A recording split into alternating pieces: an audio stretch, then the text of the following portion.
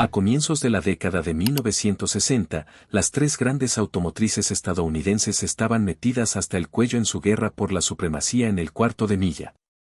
Ford, Chrysler y General Motors estaban tirando la casa por la ventana para construir los track cars de superstock definitivos, tratando constantemente de superarse unos a otros.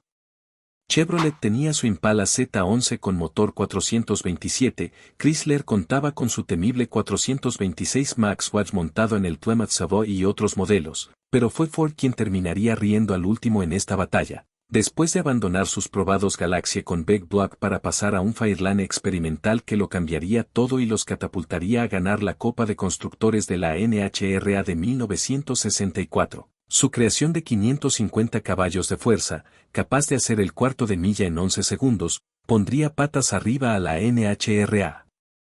Esta es la historia del Ford Fairlane Thunderbolt de 1964.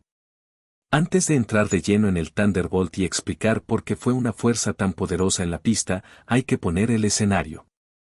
A comienzos de los 60, el Pony Car todavía ni existía, el Mustang, el Camaro y el Challenger aún no se habían presentado, lo que significaba que las Big Three se estaban peleando principalmente con autos de tamaño completo. Cuando Ford competía en la serie Superstock de la NHRA a principios de los 60, lo hacía sobre todo con sus Ford Galaxy de tamaño completo. Inicialmente, en 1961, el Galaxie montaba un V8 de 390 pulgadas cúbicas potenciado, que empezaba a ser superado con regularidad por los motores de más de 400 pulgadas cúbicas de la competencia de GM y Chrysler. Para 1962, Ford lanzó una versión de 406 pulgadas cúbicas derivada de S390, que ya superaba cómodamente los 400 caballos de fuerza. Las cosas empezaron a mejorar para los Superstock de Ford tras ese cambio de motor, y el equipo comenzó a ganar con bastante consistencia. Luego, en 1963, Ford presentó su versión de 427 pulgadas cúbicas para reemplazar al 406, y ahí es donde empieza la historia del legendario Thunderbolt de 1964. El Galaxy Lightweight de 1963, que fue el predecesor del Thunderbolt con el 427 bajo el capó, era un coche bastante rápido, pero el problema de todos los Galaxie eran los kilos de más que tenían que arrastrar para gusto de los pilotos.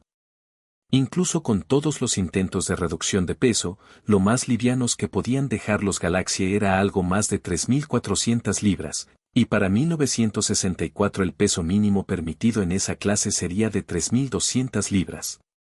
Como todos los fabricantes tenían motores con potencias similares, esas 200 libras extra que cargaba el Galaxie podían definir si ganaba o perdía.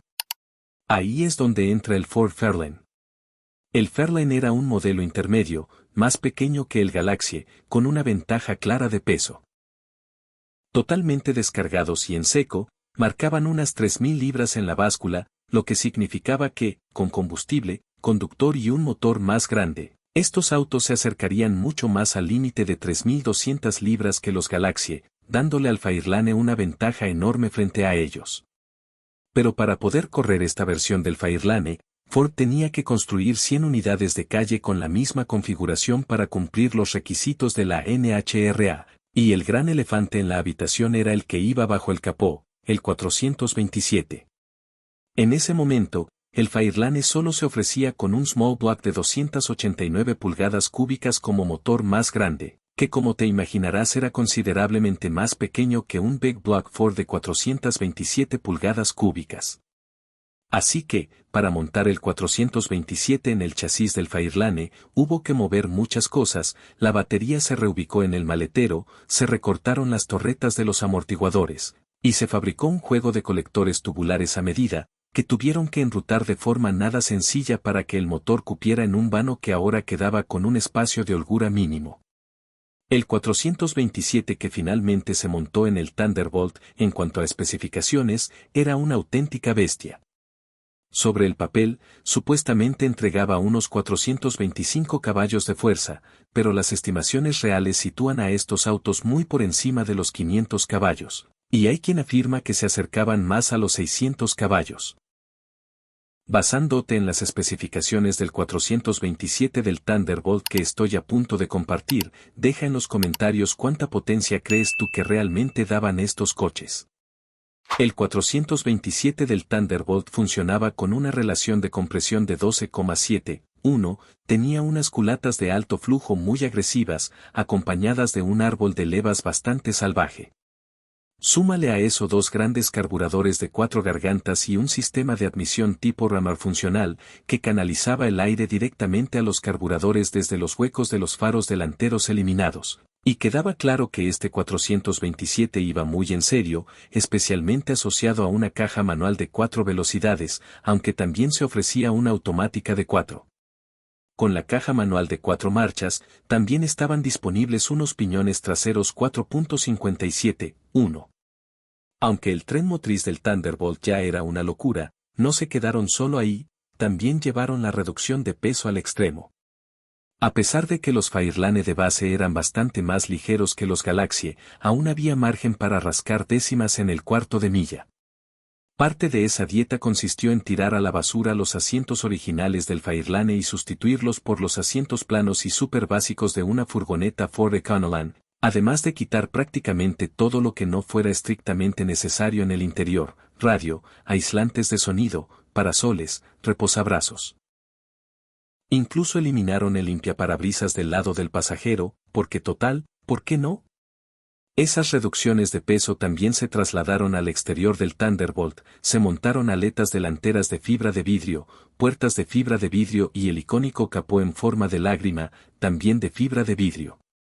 Al principio, incluso pusieron parachoques de fibra de vidrio, pero la NHRA dijo rápidamente que eso no estaba permitido, así que lo sustituyeron por parachoques de aluminio.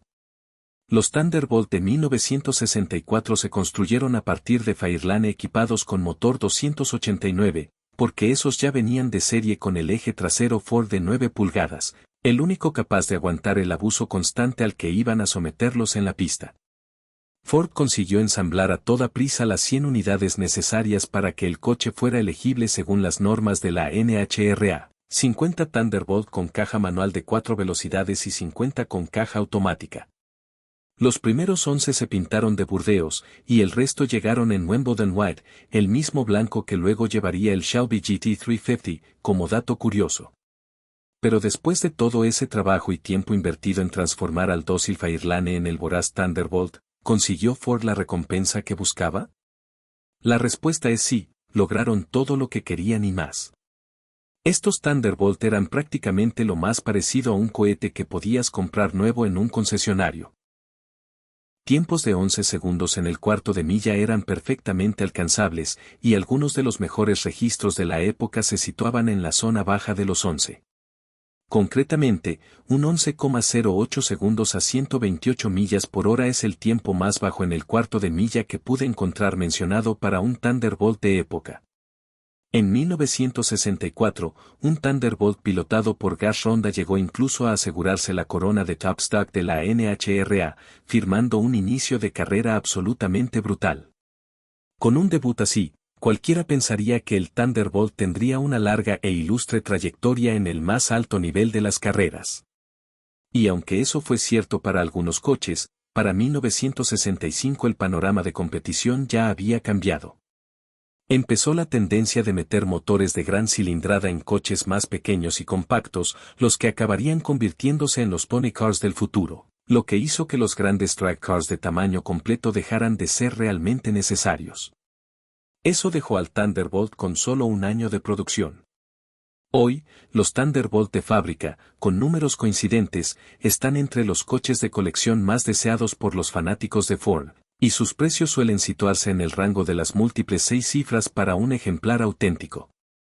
Es mucho dinero, sí, pero a cambio te llevas una pieza rarísima de la historia del motorsport y un coche que difícilmente volverás a ver circulando por la calle. Así que, si me preguntas, no suena como una mala forma de gastar unos cuantos cientos de miles de dólares. Y con eso se concluye la historia del Ford Fairlane Thunderbolt de 1964. Si disfrutaste el video, agradeceríamos muchísimo que dejaras tu me gusta y que compartieras este contenido con otros entusiastas. Asegúrate también de estar suscrito al canal de YouTube y activar la campanita de notificaciones para más videos documentales como este sobre los autos más interesantes del mundo. Hasta la próxima.